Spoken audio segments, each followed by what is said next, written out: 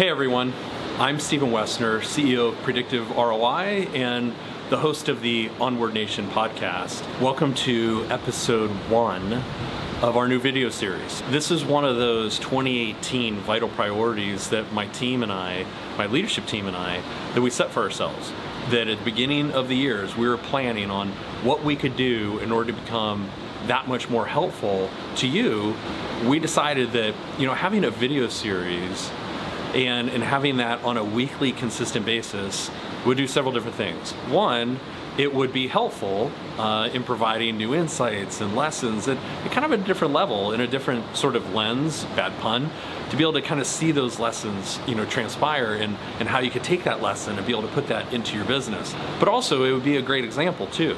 We're really fond of using ourselves as kind of like guinea pigs, if you will, so that in an outward example that you'd be able to take that and see our journey along the way and be able to take that and then apply it into your business too, but then also see where we stumble, where we make mistakes, plane flying overhead, where we make mistakes, and so then you could avoid those mistakes. But in full transparency, if I'm being honest with you, I really dragged my feet on this. I was nervous about it. I was scared about it. I didn't know how I would do in front of a camera. This is not the most comfortable thing for me, talking into the lens of a camera. So this first episode is really, I'm going to take you inside fear and the imposter syndrome. But here's why.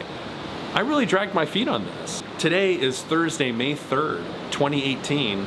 We made this decision to have a daily, or not a daily, but a weekly video series. We made that decision over 5 months ago. And yet here's the first one 5 months later.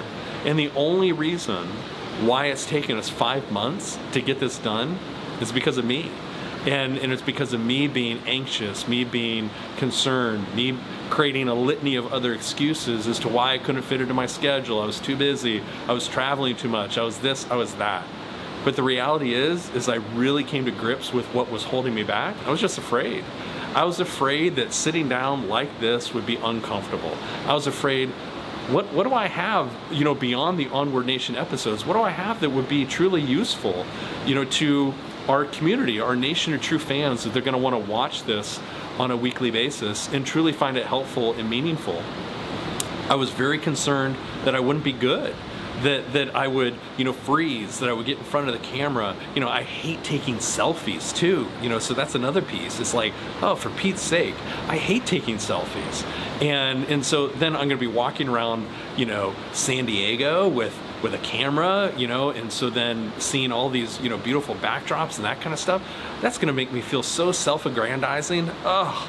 I did not want to do that. I did not want us to have another weekly video series of me walking through the airport, talking to busy people, this and that or whatever, and having a camera in my face. I couldn't think of anything more unuseful, and quite frankly, YouTube, the platform, does not need more of that. There's plenty of that. Instead, I wanted us to create a series where we could take and provide a completely different look or a different lens into the experiences of our Onward Nation guests. Make their lessons even more illustrative of the success, the struggle, the things that they accomplished, so that not only would those be inspirational, and because that's always nice, but yet that it would also be practical and tactical in a completely different way, that you could hear their voice and see them in a different way that a podcast doesn't allow. And that through all of that experience sharing, that it would be really helpful so that you can move your business onward to that next level. So the guests that I'm going to introduce you to in this process over the next several weeks are going to be predictive ROI clients who I think, or business owners who I think are just amazing. I'm also going to introduce you to some of my teammates too. As I go from city to city and we work on project to project together, you're going to see John in some footage. You're going to see Eric and Catherine and Louie and Dallas and many of our other teammates too. And the reason why I'm doing that is because Predictive ROI is not the Stephen Wessner show. It couldn't be further from the truth. I am not trying to create a Stephen Wessner channel. I'm not trying to create a bunch of Stephen Wessner fans. What I am trying to create is something that is going to be really, really helpful for you. Something that you can watch each of these episodes and take something out of it and say, okay, the way Stephen was having that conversation with Vera or Kelly or April or Drew or Mitch or Chris or whomever, that was really helpful because what Chris said right there, I can take that. I'm struggling with the exact same thing and I can apply that into the business. That would make me happy, beyond measure. That's what we're going to try and accomplish here. But it almost didn't happen. It was a couple of weeks ago, actually March 30th to be exact. So at the time of this recording, let's call that 4 weeks ago, 3-4 weeks ago, this series almost didn't happen. It wasn't until Catherine Bessler on my team, who's my director of content marketing, during a leadership team meeting, and she's one of the members on my leadership team. So we're sitting in this leadership team meeting, and Catherine, rightly so, really called me on the carpet. And she said, look, are we going to do this? Where do we stand on this, Stephen? You promised that this was going to be one of the vital priorities that we did for this year. Where is it? Have you recorded anything? Have you scripted anything? Have you come up with any sort of a plan? You know what? My honest answer to her was no. And she's like, okay, that's ridiculous.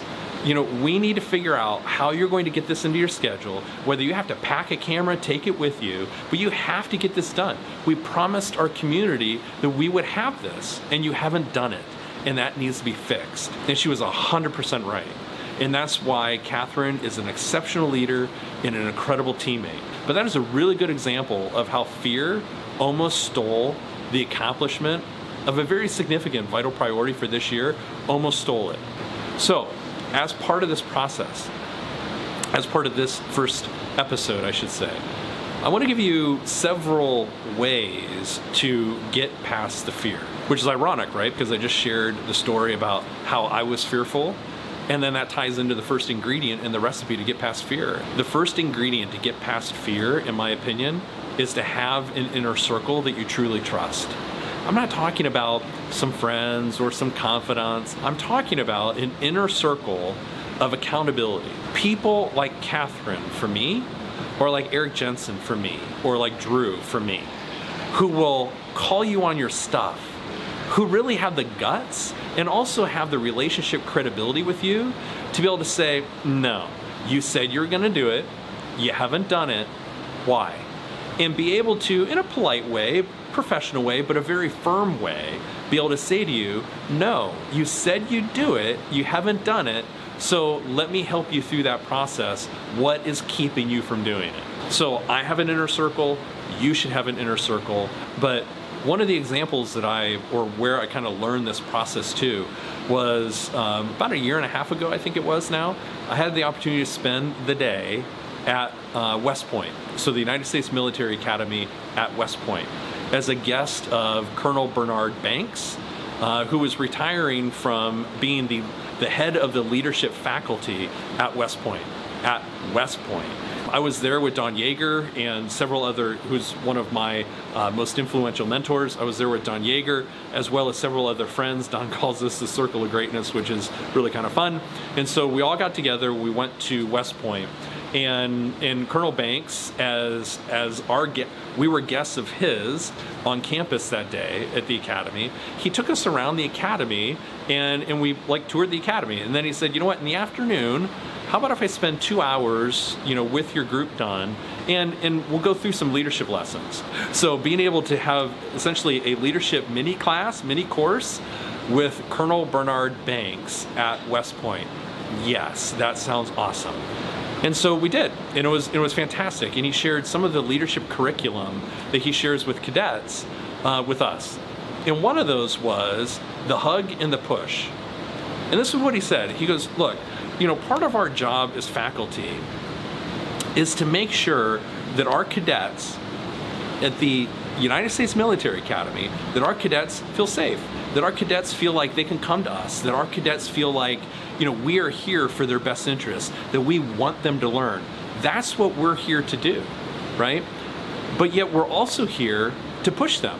We're also here to really give them the push that they need in order to excel, in order to be the best that they can possibly be. So we're here to hug them and push them. You need an inner circle with members who are going to hug you when you need hugged and push you when you need pushed. And then at the end of that session, we all went into Bernie's office, and he gave each of us a coin, which is what we're going to show you here, gave each of us a coin, and that represents essentially a brotherhood. the membership in this community, that next time I meet Bernie, you know, we will show each other the coins, that I have not forgotten the message that he gave to me, and I actually carry that coin wherever I go. It is in my travel bag, and so because I don't know when I'm going to meet Bernie the next time, but I'm really looking forward to when I do, because I will have that coin with me. There's one other ingredient to getting over fear, and that is just doing it. What's ironic about the fear that I had with this video series is that I tend not to be a fearful person. Meaning that if something is really bothering me, or I can tend to be confrontational, I like to ferret it out, I like to solve the problem. And I think that's just really part of my DNA. And here's what I mean by that. You know, I come from a long line of entrepreneurs, and if you've been listening to Onward Nation for a while now, you know, you've heard me probably talk about how my family immigrated here from Greece, in Istanbul, Turkey. My grandfather came here in 1920, Peter Marinitis, and my family were victims of, you know, ethnic cleansing and genocide. In fact, if you Google Greek genocide Istanbul or Greek genocide Turkey, you'll come up with some really horrifying statistics and some terrible images, where at the time of the early 1900s, you know, when my grandfather was just a little boy in Istanbul, that Greek males were, you know, hauled off from their families, publicly executed in the streets. My great-grandfather was a victim of that. That's how my great-grandfather passed away. He was murdered. And you know, and it wasn't just Greeks, it was Armenians too. And because it was publicly and sanctioned by the government that was okay. It's horrific to think about that. But I think that my family's DNA changed in that moment. When my grandfather was 8 years old, Peter Marinitis, when he was 8 years old, he became the man of the house. Dropped out of the 3rd grade to take care of his mom and his 2 younger siblings. And so now he's 8 and he needs to be the provider for his mom and his brother and sister. And he did that with a smile on his face for 10 years. And so confronting that fear and getting down to the work, I really believe that our family's DNA changed in that instant, the moment that my great-grandfather passed away. And it really changed the course of why I'm here today, or how I'm here today. Because that sparked in my grandfather that he was going to do something different, that he was going to come to the United States at some point. He was going to find out a way, or figure out a way to come here, own a business, make enough money to bring his family here. And in 1920, he came here with very little money in his pocket, $10, couldn't speak the language. And he started working at a downtown Canton, Ohio restaurant, you know, on the night shift, washing dishes and cutting lettuce. And he did it for 6 years. And 6 years later, he had enough money saved up to open his own restaurant. That was 1926 in Canton, Ohio. And then just a couple years later, the Great Depression hits, and he works his way through the Great Depression. He goes on to marry the woman of his dreams, has 4 amazing kids along the way. Of course, I'm biased because those are my aunts, my uncle, and my mother. And all 10 of us grandchildren have become entrepreneurs in some way or fashion, you know, throughout our professional careers. So I find it ironic that a video series would be like fearful, right? That I would be fearful of having a video series. But, you know, I don't want to look silly. I don't want to look stupid. I don't want to look unprepared. I didn't want to look unprofessional. I wanted to make sure that if I was going to go through all the preparation of content and this and that it would actually be helpful to you, that it would help you move your business forward. I knew that if I could really just sort of get into my groove and get past this sort of apprehension, that we'd be able to create something, you know, really special for you. So the second ingredient that I'm leading up to here, the second ingredient to getting past fear, if the first ingredient is to have an inner circle who will hug you and push you, the second ingredient is to just do it, to just get started. And so, yeah, I'm sitting here in the patio in San Diego, and you know, this is uncomfortable for me. You know, this makes me feel awkward. But I know that this is episode 1. I know that episode 10 and episode 50 and episode 65, you know, I'm gonna feel a lot better at it. I also know that that's just me. I need to get past that uncomfortableness. And the only way for me to get past that uncomfortableness is to do this. And heck, I've been, talking with you now for, I don't know, 15, 20 minutes, whatever the time is, then we're going to edit this down, but it's starting to feel a little bit more comfortable here, even just in episode 1. So then the third ingredient that I want to share with you, plane overhead. Actually, I think that might be a helicopter. So the third ingredient that I want to share with you is just to never quit. One of the stories that I've told a couple of times in Onward Nation episodes is a story about how Sylvester Stallone finally became successful. And it's a story that he shared with Tony Robbins, which is how I learned it. And it essentially goes like this. Tony asked him, Sylvester had invited Tony Robbins over for dinner. Sylvester really liked some of Tony Robbins, content and seminars. And so, he invited him over to the house, as we all do, I'm sure. But anyway, so Tony said sure. And so, they're standing in the kitchen. And so he says to Sylvester, he said, I've heard about your story, but I don't know what is true and what is kind of like urban legend. So take me through it. Like tell me, how did you finally get that one big break? And so Sylvester said, well, okay, so this is what happened. And he goes on to tell the story about how all the rejection, and he was rejected 1,500 times. He knew that he wanted to be an actor, but he was rejected 1,500 times. And so, he kept going and rejected and this and that. It's kind of funny. And everybody kept saying no. And he kept going.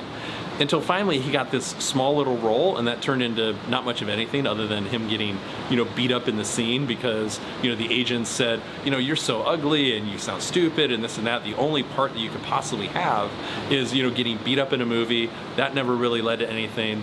He and his wife were desperately poor. He had no money for food. Eventually he ended up selling her jewelry, her wedding ring. Not a good next step. So their relationship completely fell apart as a result. And then he got so broke that he sold his best friend in the world, his dog. He sold his dog for $25 because he literally had no money for food.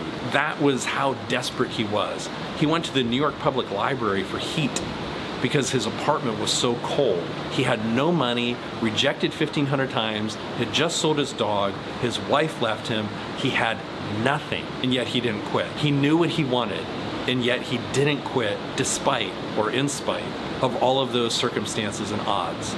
So one day he's at the library seeking heat, and he reads some of Edgar Allan Poe's work, and it becomes that impactful for him.